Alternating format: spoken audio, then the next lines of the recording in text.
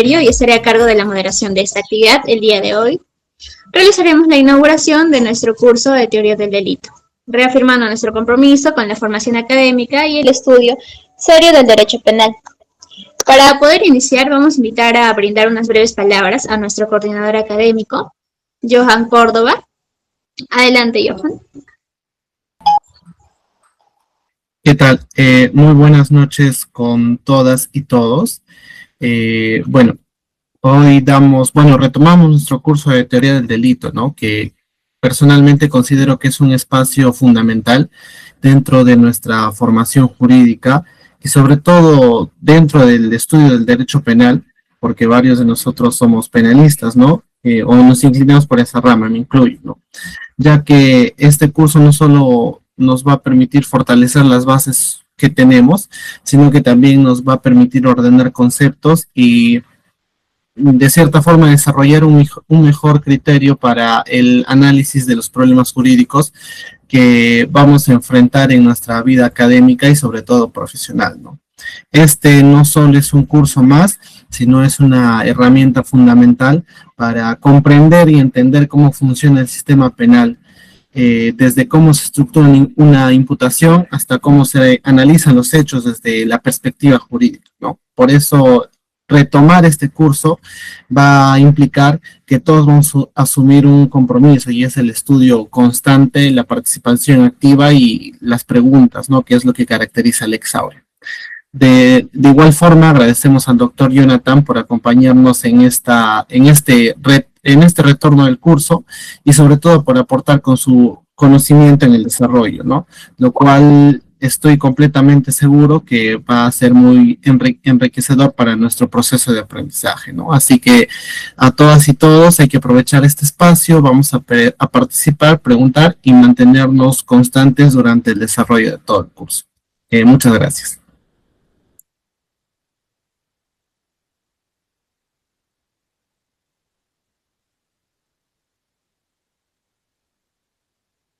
Bien, agradecemos las palabras de Johan. A continuación vamos a escuchar las palabras del representante del estudio jurídico Diego Isidros y Abogados, Juan Daniel Espinosa Mateo, asistente principal del área penal y presidente de la Asociación Jurídica Lex Aurea, Pensamiento Jurídico.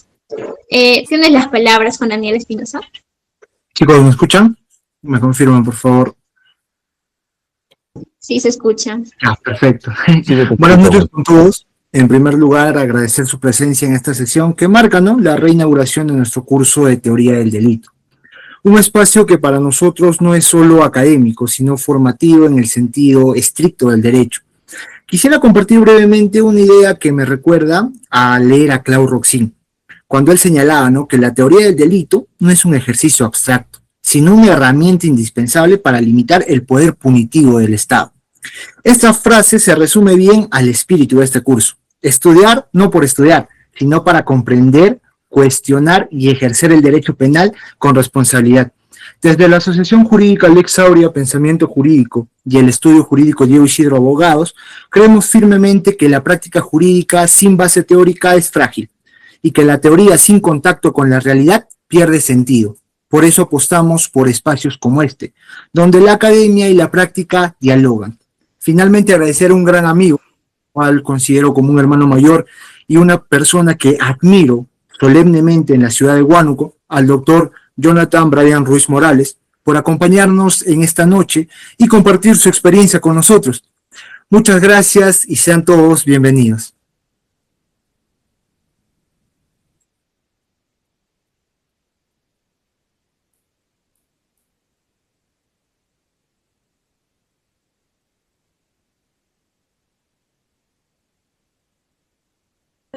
Bien, gracias, Juan. Seguidamente vamos a presentar a nuestro ponente, el doctor Jonathan Brian Ruiz Morales, abogado con experiencia en el ámbito jurisdiccional, defensorial y en el ejercicio profesional del derecho penal. Actualmente, CEO del estudio jurídico Torres y Ruiz Abogados. Sin más preámbulos, dejamos con ustedes al doctor Jonathan Brian Ruiz Morales para que nos pueda explicar un poquito más. Doctor, tiene el uso de la palabra.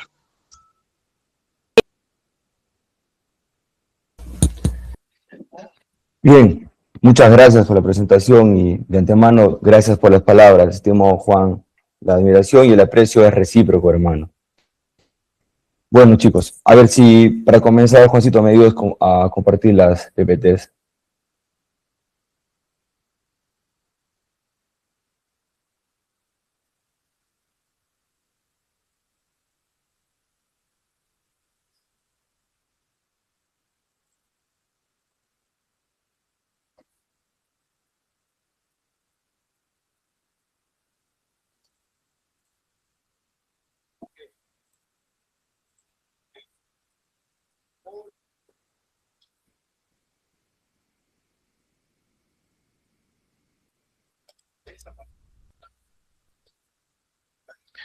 Ok. A ver, empezamos, colegas. El tema que he querido tratar hoy, bueno, en coordinación previa con Juancito, un excelente académico, es básicamente las concepciones del delito, ¿no? El concepto del delito constituye, pues, estimados amigos, uno de los ejes centrales de la teoría general del derecho penal, ¿no? Cuando hablamos de derecho penal, y lo mencionaba el colega en la parte introductoria, para los que nos gusta el derecho penal, es un punto esencial, es un punto elemental abordar ese tipo de temas. ¿Y por qué decimos que es un eje central del derecho penal, no? Es un eje central en tanto delimita, digamos, el ámbito de intervención de ese poder del Estado, ¿ya? Y en ese sentido, o en esa línea, termina por definir, pues, los presupuestos para la atribución de la responsabilidad penal. Ahora bien, estimados amigos, a lo largo del desarrollo doctrinal, diversas concepciones de delito se han formulado, ¿no? Con el único propósito, pues, de explicar cuál es la estructura, cuál es la naturaleza, cuál sería de repente la función normativa, respondiendo obviamente a distintos contextos históricos, ¿no? Y también las coyunturas, digamos, ¿no? Pero en este punto, en este esquema, vamos a hablar netamente del contexto histórico, ¿no? Y las razones, digamos, político-criminales, si se quiere. Estas concepciones, queridos amigos, no solo reflejan modelos teóricos de interpretación o de interpretación o de denominación jurídica, ¿no? Sino que también condicionan podríamos decir, una sistematización de los elementos del delito, ¿no? Lo que todos ya sabemos. Acción, tipicidad, antijuricidad, culpabilidad y punibilidad. Así como los criterios de imputación y exclusión de la responsabilidad penal, estos elementos también son sistematizados, pues, ¿no? Desde las formulaciones, digamos, causalistas, finalistas, funcionalistas, hasta la actualidad, ya, o sea, de época contemporánea, cada enfoque, queridos amigos, siempre ofrece una comprensión particular del comportamiento humano, ¿no? Y ese comportamiento humano es jurídicamente relevante, ¿no? Pero, ¿qué hay del sentido de la norma penal? Ahí entra a tallar la concepción del delito, ¿no? El análisis de las concepciones del delito resulta siempre, va a resultar siempre imprescindible para comprender la evolución dogmática del derecho penal y también para, digamos, hacer un análisis crítico, o más bien para evaluar críticamente las bases teóricas que sustentan la aplicación práctica de un sistema penal. ¿Y qué se permite o qué se busca con eso? Digamos, una aproximación rigurosa y coherente a la interpretación de las normas penales y a la protección de los bienes jurídicos. Siguiente diapositiva, por favor. Eso era, digamos, a modo de introducción, ¿no? La siguiente diapositiva, por favor, Josito.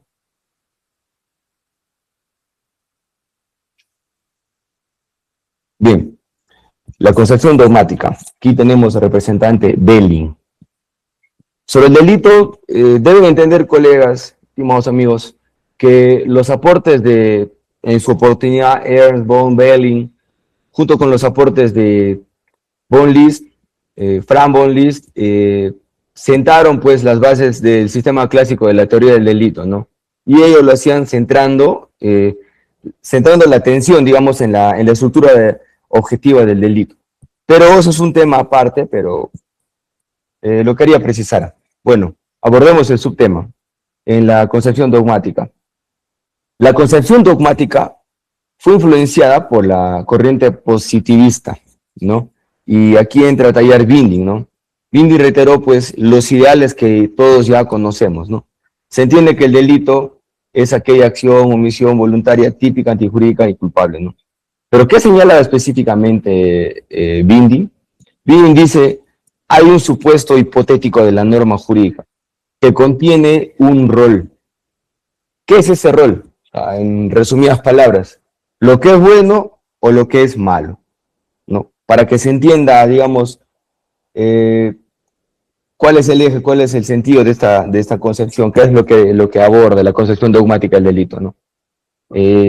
Existe un rol, ya en un supuesto hipotético de una norma positivizada, ya, y si lo tradujéramos al contexto de realidad, o podría citar un ejemplo, ¿no? Lo más común para que sea más entendible, ¿no? No hurtarás, no usurparás, no matarás, etc. Siguiente diapositiva, por favor. Estos son los dos representantes de la concepción dogmática. De un lado tenemos a Belli, del otro lado tenemos a Binding. Obviamente es una concepción que ha sido influenciada por la corriente positivista. Siguiente diapositiva, por favor.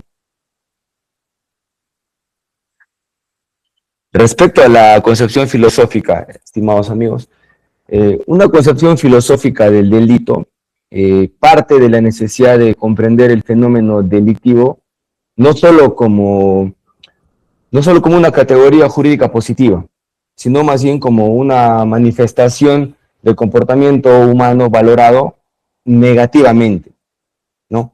El delito, como ya lo sabemos, implica una lesión o una puesta en peligro de valores, ¿no? De valores jurídicos, de valores esenciales. ¿Para qué? Para la convivencia social, ¿no? Digamos, estos valores, los valores esenciales, ya terminan por positivizar, digamos, o positivizarse en lo que conocemos cuando estudiamos Derecho Penal, parte general, en bienes jurídicos, ¿no?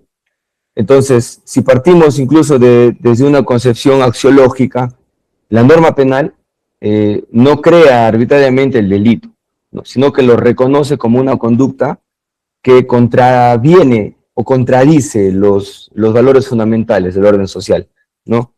Bienes jurídicos, todos sabemos, la libertad, la vida, el patrimonio, la seguridad, la integridad, etcétera, etcétera, ¿no? En ese sentido, el delito se entiende como una negación normativa de valores, ¿no? Si queremos verlo así, ¿no? Y eso, pues, justifica la reacción penal del Estado o el reproche penal de la sociedad. En términos filosóficos, el delito, para que esté más claro, estimados amigos, el delito presupone la capacidad del sujeto para actuar libre y racionalmente, ¿no? Ya que solo puede calificarse como tal, o sea, como una conducta reprochable, ¿ya? Una conducta que se atribuye a un agente dotado primero de autonomía moral, ¿no? Esta idea hunde sus raíces en la tradición clásica y kantiana, ¿no? Donde la responsabilidad se fundamenta en la libertad de la voluntad, ¿no? Immanuel Kant, ahí el filósofo alemán, cuando en algún momento seguramente lo han leído, abordaba este punto, ¿no? ¿Qué es lo que señalaba Immanuel Kant, ¿no? El individuo delinque porque pudiendo actuar conforme al deber, decide apartarse de la norma, ¿no? Entonces, el delito no es un mero hecho causal, más bien es una acción significativa, una acción dotada de sentido, es una acción susceptible de valoración ética y jurídica, porque estamos hablando de la concepción filosófica. Siguiente diapositiva, por favor.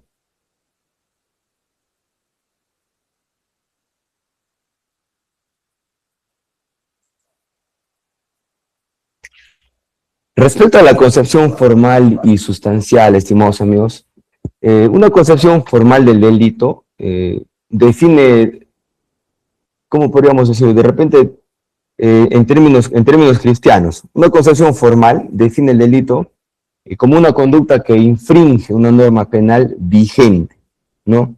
Pero obviamente con independencia de su contenido material, ¿no? O de la entidad del daño causado, ¿no? Desde esta perspectiva, colegas, lo decisivo no es la lesión efectiva, ¿ya? O sea, no es si lesionamos o no lesionamos un bien jurídico, sino más bien la adecuación estricta de la conducta al tipo legal, ¿ya? Y un tipo legal que ha sido previamente establecido por el legislador, obviamente, ¿no? ¿Y por qué es importante este punto? Porque todos sabemos que es la lex cierta, lex scripta, cuando hablamos, por ejemplo, del principio de legalidad. Eso en cuanto al lado formal, ¿no? O sea, el delito se configura, digamos, como una creación normativa, ¿no? Su fundamento radica en la voluntad del legislador, ¿no? Y en la ¿cómo lo puedo decir? La vehemencia, en la validez formal de la ley penal, ¿no? Eso dentro de la concepción formal. Dentro de la concepción sustancial, digamos, el acento se coloca, valga la redundancia, en la sustancia del delito. O sea, cuál es el significado lesivo, concreto, ¿ya? Y digamos, en el impacto real que vaya a tener sobre los intereses fundamentales. Los intereses, me refiero a los bienes que son tutelados, son protegidos por el ordenamiento, ¿no?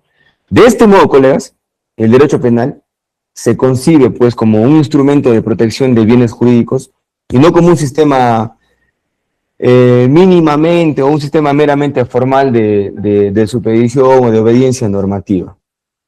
Eso es lo que va a rescatar, digamos, de la concepción sustancial. Siguiente diapositiva, por favor.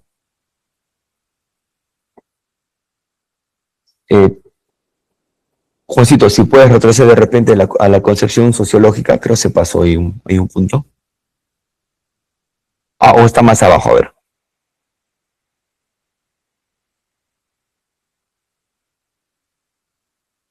No, bueno, no lo puse en la diapositiva, pero bueno, lo voy a tratar de todos modos. A ver, una concepción sociológica, cuando hablamos de las concepciones del delito, estimados colegas, es importante resaltar y analizar también esta concepción.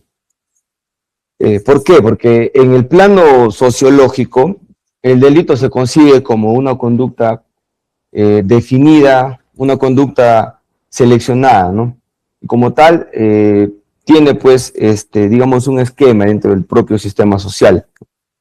Hay varios autores, de repente no tan conocidos cuando hablamos del teoría del delito, como von List, Belzel, o más adelante, ¿no? El funcionalismo y finalismo, básicamente, hablamos, por ejemplo, Roxin, Jacobs, no tan conocido como estos autores, como estos juristas, pero Durkheim, por ejemplo, es un autor que habla mucho sobre la concepción sociológica del delito, ¿no? Y autores como Durkheim ponen de relieve que el delito es un fenómeno normal e inevitable en toda sociedad. ¿Por qué? Porque expresa, digamos, los límites de la conciencia colectiva, o sea, en un colectivo, ya, uno, y dos, cumple una función social al reafirmar la vigencia de las normas, ¿no?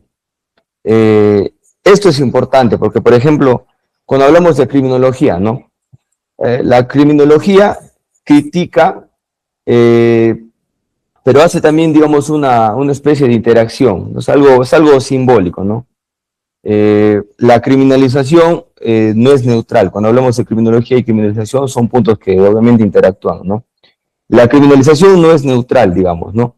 Sino que más bien responde a unas relaciones de poder, ¿no? O sea, determinadas conductas, determinados grupos sociales son más susceptibles de ser etiquetados o catalogados, digamos, como delictivos, ¿no?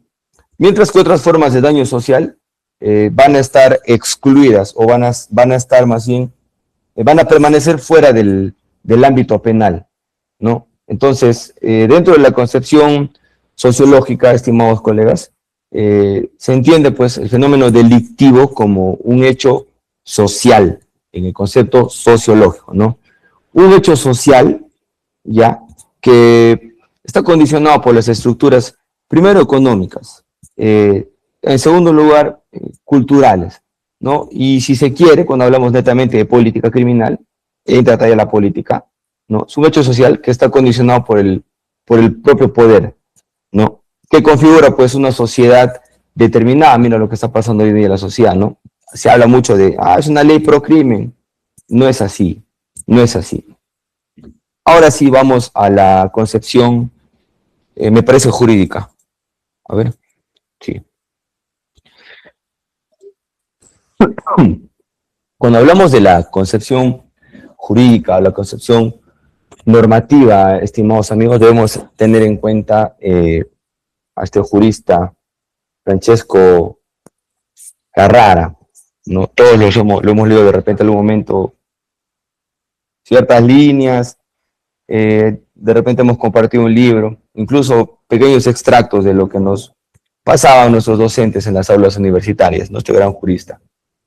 En la concepción jurídica, el delito es una conducta humana que se opone a lo que la ley manda o a lo que la ley prohíbe, ¿no?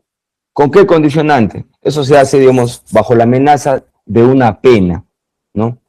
Entonces, toda ley penal en su estructura contiene siempre, ¿ya? Contiene un presupuesto, ¿no? O sea, lo que no se debe hacer, lo que se manda a hacer, ¿no?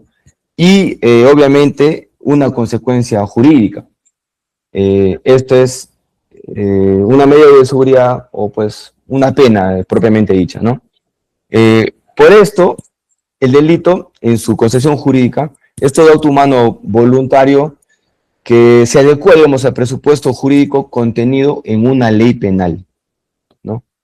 Pero hablando históricamente, la concepción jurídica del delito fue abordada también por otros autores, ¿no? Siguiente diapositiva, por favor.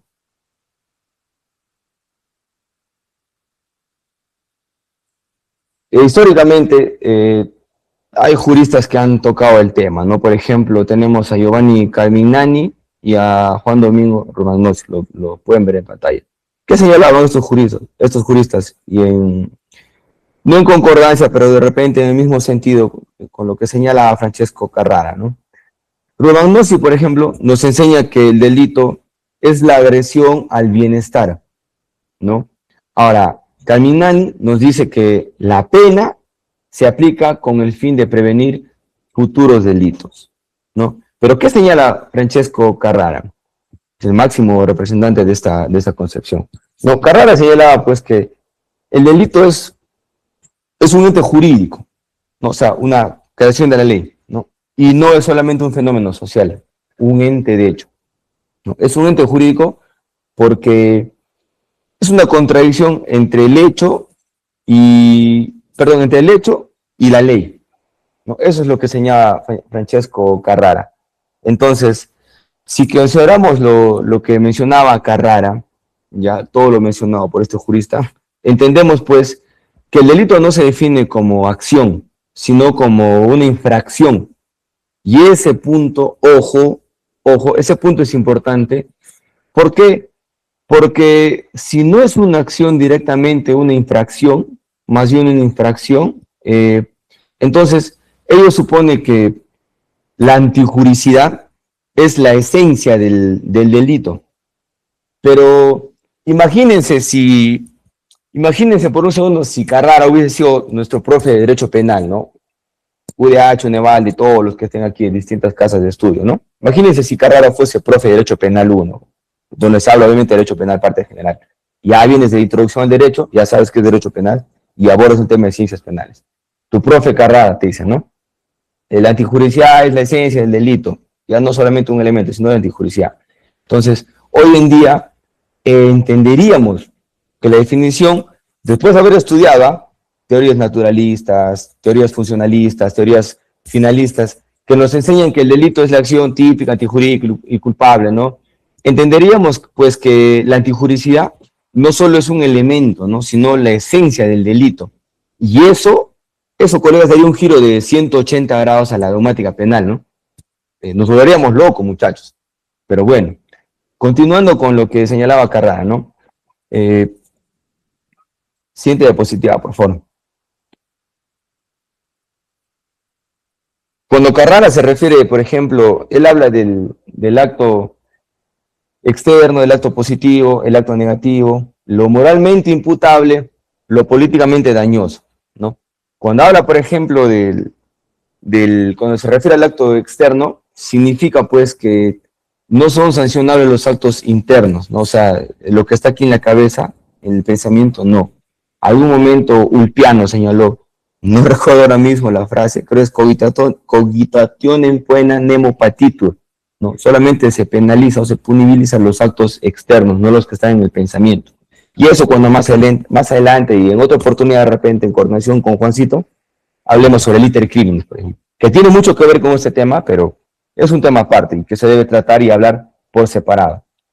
Bien, cuando hablamos del acto externo, conforme señalaba Carrara, significa pues que no se puede reprochar los actos internos, ¿no? Solo los actos que son exteriorizados por el hombre, ¿no? Por ejemplo, pensar en matar no va a ser delito de ninguna manera, ¿no? Cuando Carrara hablaba del acto positivo, se refería pues a que las acciones voluntarias deben ser reprochables, ¿no? Cuando habla de acto negativo, hace alusión, digamos, a un no hacer, ¿no? O sea, lo que la ley manda a hacer, esto es, digamos, una omisión, ¿no? Para que se entienda mejor, ¿no? Ahora, cuando Carrara hablaba, por ejemplo, del elemento, lo que es moralmente imputable, ¿no? Quiere decir que el sujeto comete el delito sobre la base de su libre albedrío, ¿no? O sea, el sujeto, una persona, puede escoger entre la comisión de un delito o no, o sea, si delinque o no delinque, ¿no? Entonces, el ser humano, digamos, elige un comportamiento, ¿no? O una costumbre, ¿ya?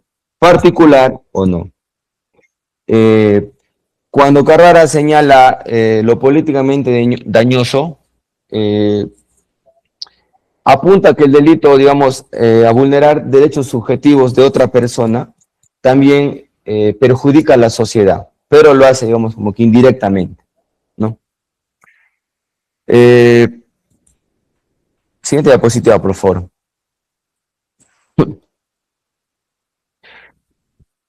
Cuando abordamos estos temas, colegas, no lo he puesto en las diapositivas, pero igual lo voy a mencionar.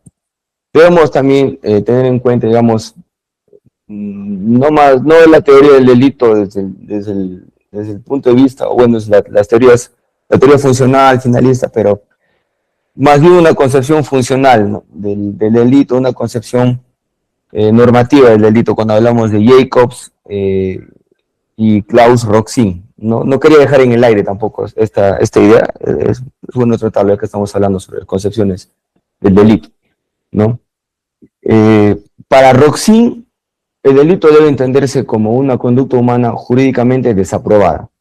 Y esa conducta es una conducta que lesiona o pone en peligro un bien jurídico, ¿no?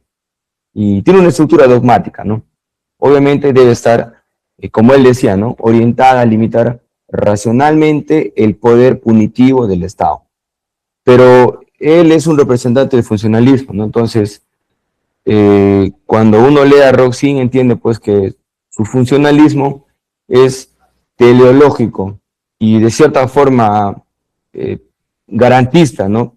Es el término apropiado, claro, ¿no? ¿Por qué? Porque concibe el derecho penal como un instrumento de protección de bienes jurídicos, y bienes jurídicos fundamentales, que están obviamente a disposición o al servicio de la persona, ¿no? Entonces, Roxin desarrolla la teoría de la imputación objetiva, por ejemplo, según la cual no basta la causalidad natural del resultado, ¿no? Sino que es necesario que el autor haya creado pues un riesgo jurídicamente desaprobado, ¿no? Y que se concrete en el resultado típico, ¿no? El delito, entonces, tomando en cuenta esa concepción funcional de Roxin, no se agota en la infracción formal de la norma, ¿no? Sino más bien que exige un contenido material injusto, ¿no? Y que esté vinculado a la afectación relevante, ojo, de un bien jurídico, ¿no? La culpabilidad conserva un fundamento normativo, pero obviamente va de la mano, está ligado, está anclado en la responsabilidad personal, ¿no? Y en la posibilidad de actuar conforme a la ley, conforme a derecho. Ahora, respecto a la concepción normativa, bueno, dentro del funcionalismo, digamos, por otro lado tenemos a Jacobs, ¿ya? Para hacer contraste, digamos, ¿no? Jacobs concibe el delito desde un funcionalismo, digamos, normativo y sistemático, o más bien un funcionalismo, si se puede hacer se puede decirlo, un funcionalismo sistémico normativo, ¿no? Donde el eje no es el bien jurídico, sino más bien la vigencia de la norma, ¿no? Porque para Jacobs, el delito es una conducta que defrauda las expectativas normativas que mantienen, digamos, el sistema social, ¿no? Que regulan ese orden, ¿no? Y pone, obviamente, pues, en cuestión la validez del orden jurídico, ¿no? Entonces, desde esta perspectiva, desde la perspectiva de Jacobs, el derecho penal cumple una función de estabilizar lo normativo, o sea, una estabilización normativa, ¿no? La pena no protege directamente bienes jurídicos, ¿no? Sino que reafirma, digamos, la confianza de los ciudadanos en la vigencia del derecho, o sea, de las normas penales, obviamente, ¿no? Entonces, el delito se define como una negación del rol del ciudadano, ¿no? Que va a actuar, pues, conforme a las leyes penales. Y esta concepción conduce, estimados amigos, a una comprensión, a un entendimiento fuertemente normativo, ¿no? De lo que se conoce, pues, como culpabilidad.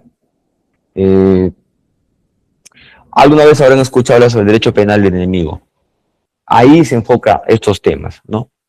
Y en esa obra de Jacobs incluso se aborda, o de Roxy y de Jacobs, ambos que abordan el tema sobre el prisionero, en el tema de Don Quijote. No recuerdo el nombre ahora mismo, pero bueno, ya que estamos aquí, yo los invito a leer esas obras, para que tengan mayor noción de lo que es el delito, y cuando hablamos netamente de las concepciones del delito.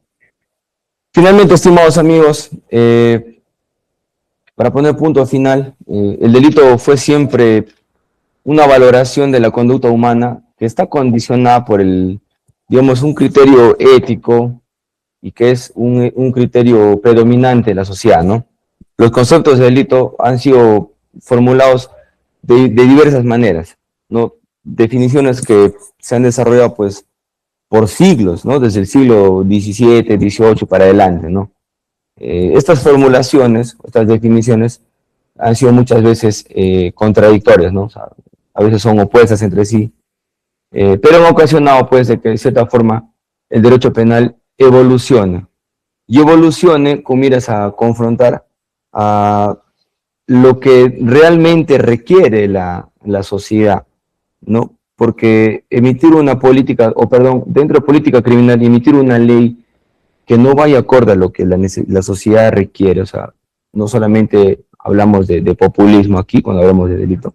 Ya, una ley emitirla por emitirlo es una ley que en vez de sumar, trae retroceso, y eso obviamente es perjudicial para nosotros que aprendemos a vivir en sociedad. Y bien, pues eso ha sido todo respecto a las concepciones del delito desde el enfoque sociológico, normativo, formal, sustancial y jurídico, ¿no? Ya hablan un poquito, de repente, pequeños extractos de lo que señalaba Roxy, lo que señalaba Jacobs. Espero haya sido de su agrado, espero haya sido de su comprensión. Una vez más, gracias al grupo Lex Aurea, gracias a Juancito, gracias a todos los integrantes, siempre presto para compartir. Se trata de lo académico, estoy siempre dispuesto para estar presente, colegas. Ustedes saben que el abogado es eternamente estudiante. Muchas gracias.